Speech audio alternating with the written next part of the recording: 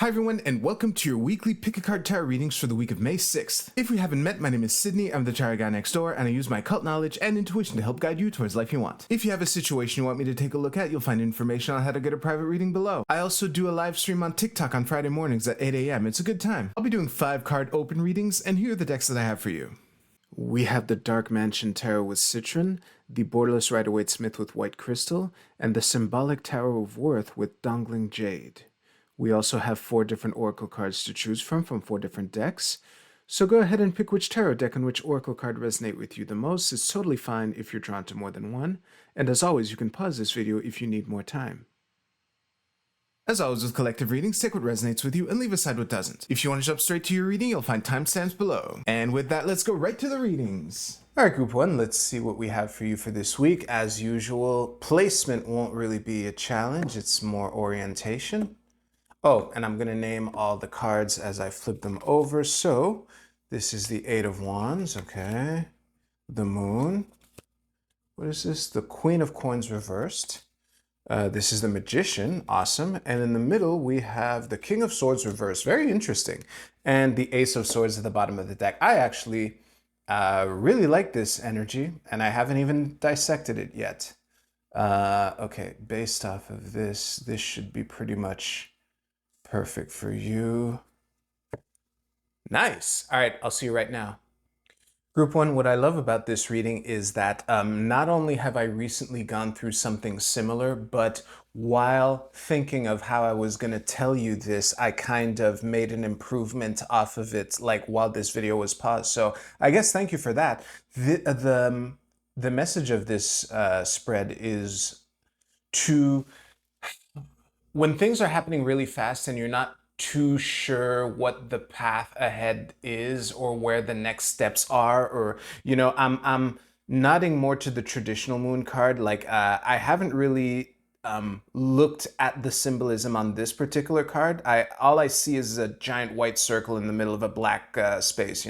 I could look at it, but I don't care enough to, because I already know what the meaning of the moon card adds to all this. So yeah, when you have to navigate by night and things are happening really fast, that's when opportunities for your best self to come out really come through. And it might not be obvious to you, but you're being invited to embrace what unexpected little things might happen as the knowledge that you didn't even know you had kind of manifests. And to not, to try to be as patient and focused as you can throughout this, because the Ace of Swords is, it's an idea, but it's hidden, it's not visible. And the King of Swords, the ultimate mastery at the middle of the whole thing, is also reversed. So that's where the hint of mastery that you don't even realize that you have, given the speed when you don't have as much information as you have. Like, it's actually pretty straightforward. And yeah, just as an example, recently for me, I started doing zodiac readings. By the time you watch this, maybe I will have done Taurus. The whole spiel is I do them when I do them, and they're timeless, and that's about it. But when I did the Aries reading, I realized I wanted to illustrate something, and I was recording on my coffee table, and I keep drawing supplies there, so I kind of just grabbed a pen and a note card and drew the curve that I wanted to draw, and while thinking of me telling you this story, I'm like, you know what? I could just keep a couple. I don't even need to keep them here. Like when I set up to record these videos, I can just have a couple note cards and pens here in case I want to do something similar. So yeah, that's really my little ace got a little bit unearthed as I was reading for you. But yeah, sometimes the things that you already knew, when things are coming at you faster than you knew you could handle, you kind of innovate in ways that you didn't even expect. So yeah, be on the lookout for that this week, group 1. That's pretty much it. Thank you very much for watching. If you liked your reading, please give this video a like, and you can use the timestamps in the description below to jump to the Oracle card portion. I'll see you there.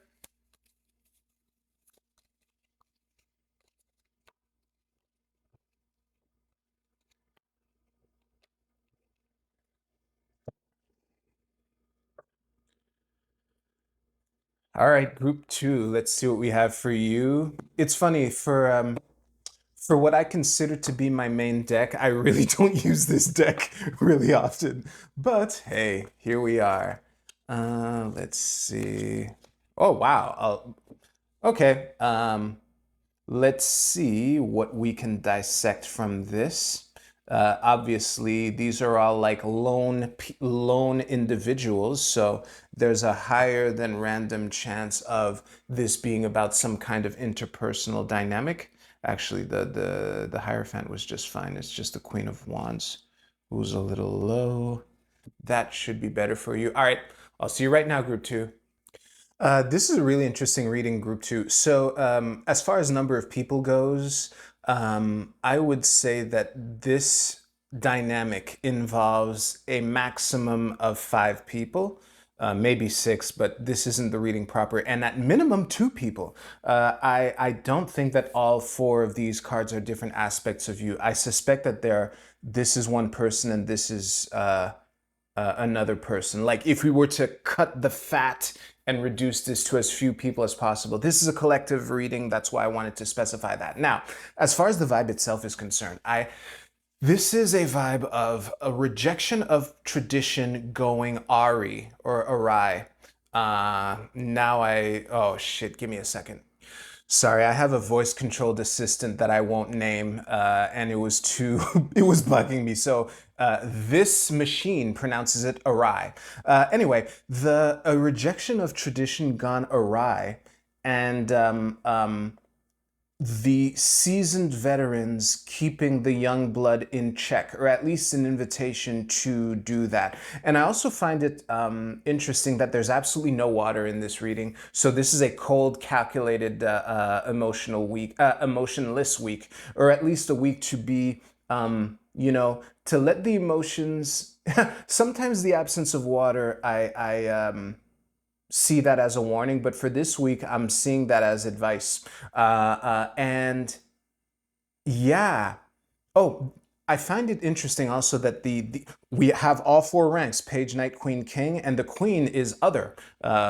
She is fire and air work very well together. There's nothing to be concerned about in that regard. But she is other.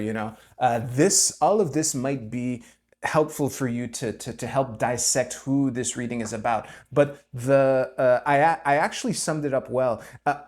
Part of me, if I was to bet on the person watching this being just one person, I would bet on the Queen of Wands, probably because the Nine of Coins is at the bottom of the deck, and they have very similar vibes. But yeah, ultimately, I think that no matter what, if this is on target at all, it should probably be fairly clear to you who you are in this regard. And if you are, because the inverted knight is in the middle of the whole reading, so I can't ignore that either. So if you are collaborating with people who are more experienced than you and they don't get how important it is to act now, I would double check your own premises and be more open to their invitation for you to chill the fuck out and do it by the book, a rejection of tradition gone awry by the less experienced people, basically. So yeah, do I have anything to add to this? I don't really. I think I've squeezed so much juice that the juice that is left in this, I don't think it's worth the squeeze. So yeah, again, be empathetic with the lesser experienced people if you're one of these senior monarchs, and if you're the young blood or the adventurous, the newbies, this is a week to be coachable and patient, honestly. Yeah, that is what I have. Thank you very much for watching. If you like this reading, please give this video a like, and you can use the timestamps in the description below to jump to your Oracle card reading. I'll see you there.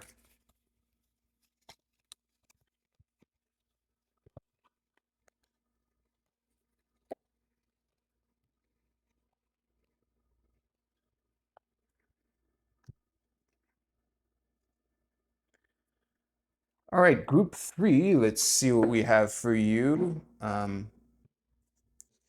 Thanks to the viewers who gifted this. I will repeat that at the Oracle portion because That's a minority of you, but let's see what cards we have with the 6 of coins at the bottom of the deck. Very interesting mix of energies here. Let me see.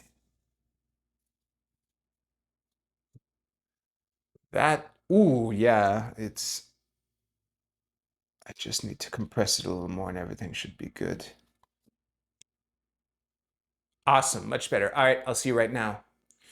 Group 3, the vibe I'm getting from this message is one of persuasion, one of two parties coming together, breaking things down, and getting to understand one another, and one person getting the other on board. I'll dissect that. I'll unpack that a little shortly. And through this collaboration, basically flourish towards success. That's the long and short of it. Now, um, yeah, I'll go on this. I honestly don't like reading Marseille this way, but with the way this deck is designed, having Trump number 5 and the 5 of Cups, one upright and the other, the cups being the suit of this king here, and we have the blessing and triple cross of the Pope here while he's right here in the reading. Again, I don't like reading Marseille decks like this. Developing my relationship with this deck is going to be really fascinating. But regardless, I can't help but seeing a explaining something from the other person's point of view to finally get him on board, because this king is like everything about this king is facing away from the Pope except for his head, which is turning back and facing it. I mean, that's how the King of Cups is drawn in Marseille. And he matches the suit of this 5 here. So that is what is giving me the Pope here finally figuring out how to speak to the King of Cups in terms that he'll understand and accept, and both of them engaging in a process of breaking things down, taking what is useful and discarding what is not in order to rebuild through flourishing towards success. Yeah, honestly, that sums up the reading so much. And it honestly felt like a mic drop. So I'm just going to end the reading there. Thank you very much for watching. If you liked your reading, please give this video a like. And if you sorry, you can use the timestamps to jump ahead a couple seconds if you don't want to watch me pick up. All right.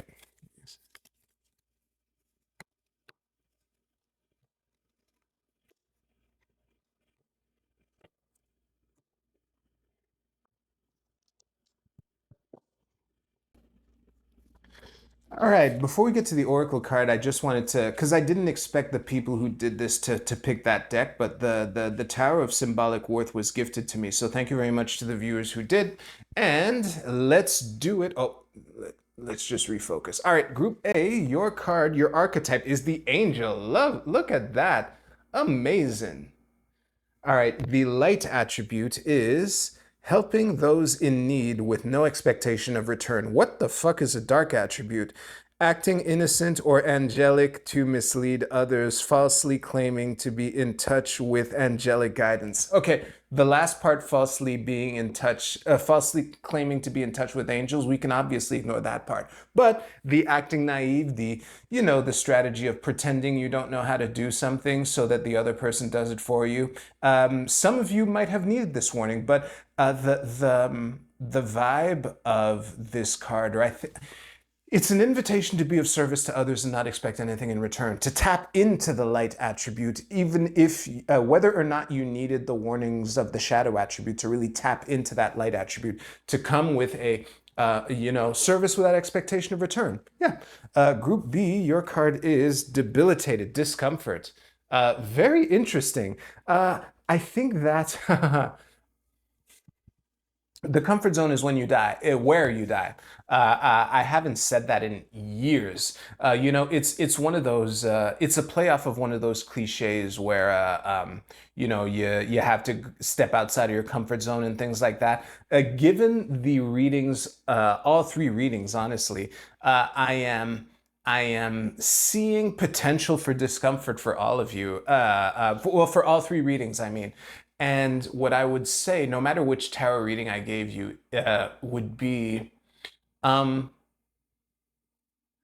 don't sometimes the only way out is through. If you shy away from the discomfort, the key to unlocking whatever challenge that you face this week might not be there. The key is on the other side of the discomfort. And yeah, if you pick this card, I'm more confident just saying that to you. All right, Group C, your card is the Stag Spirit. Take the lead. Well, it sums it up so nicely. It's hard for me to add anything. There's the only warning that I would give, because stags, how do stags fight? You know, they butt heads. For some of you, that's exactly the opposite of what you're being invited to do. You can lead without clashing. And sometimes people lead from the rear.